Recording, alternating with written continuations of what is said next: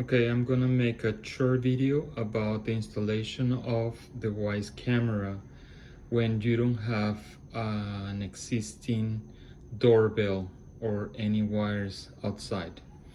So what I realized is that under the gray cover, if you remove that, you're gonna have a connection like the rest of the WYZE cameras. So you can connect regular cable like I did here.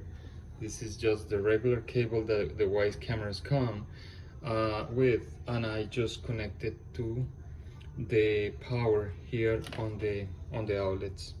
It's very simple. The black cable has the positive power, and then the white cables have the neutral, so that goes each on each side, and that's it. It's simple.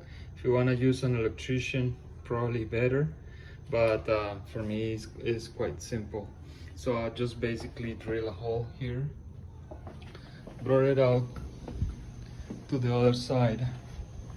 Here's my connection, and I'm going to connect the camera here, mounted on the wall, and that's it.